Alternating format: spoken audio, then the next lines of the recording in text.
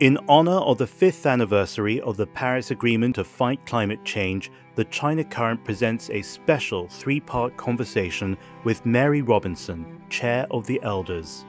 I'm James Chow, and I speak with the former President of Ireland and former UN Human Rights Commissioner about the climate justice she envisions for us all and the global solutions to a global problem. We live in a time when priorities are rapidly shifting, but with or without COVID-19, our planet needs saving now.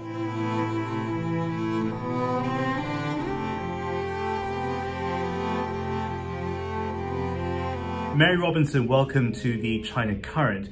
The Elders, of which you are the chair, have called on world leaders to strengthen, defend and realize the beautiful potential of the multilateral system, but also to put an end to the crisis that we now face in climate change, in nuclear conflict, and also, of course, COVID-19. Thank you, James. It's great to see you again. And I think on climate change, defending the multilateral system means that governments have to demonstrate that they fully back the Paris Climate Agreement and align with it.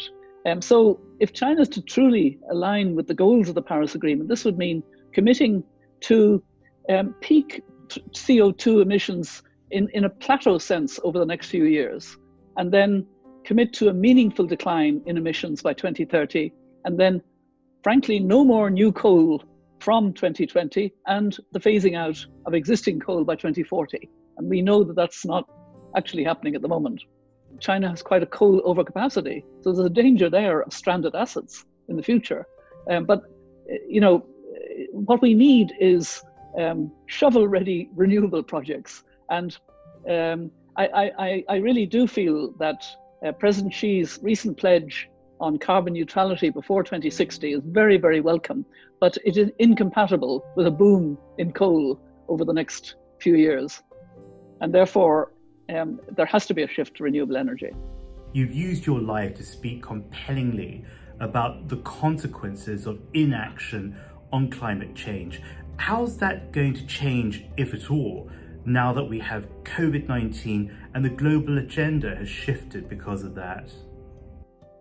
Yes, COVID-19 has been a terrible tragedy for millions of people around the world, young and old.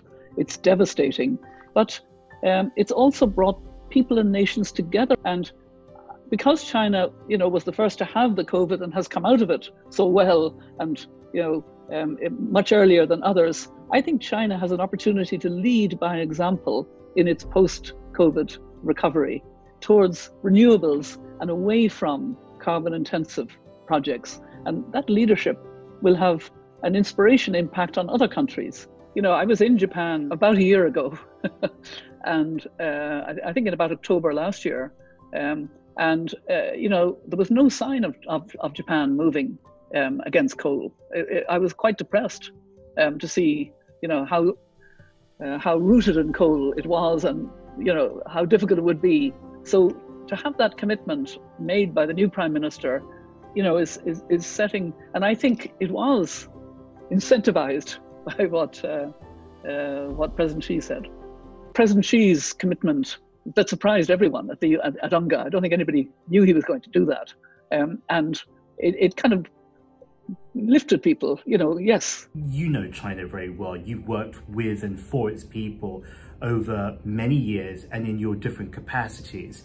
It's a country of 1.4 billion people, so it's an unusual position with regards to climate change. It has the most to lose, on paper at least, if we irretrievably destroy our shared planet. But at the same time as it moves to the center of foreign affairs, it has a different role to play. What would you say it could do next? It's always good to have that potential of opening doors to a great country that I have a surprising fondness for, because I met so many fantastic Chinese people and they really affected me. So it always excites me to have an opportunity to get engaged with China. And again, I come back to President Xi's announcement at the UN on carbon neutrality before 2060. That showed leadership, and it does and has deserved praise.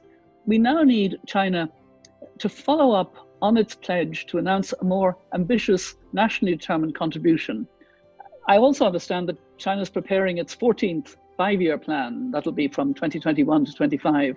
And the hope is this will follow a really good leadership green development path.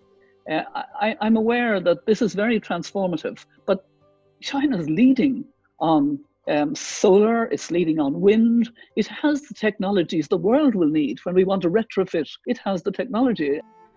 Join us on the China Current for this three-part video with Mary Robinson on consigning fossil fuels to history and ensuring that the commitments made under the Paris Agreement are achieved by all, for all. You can also hear the whole conversation on the China Current on your preferred podcast provider. I'm James Chow. Thank you.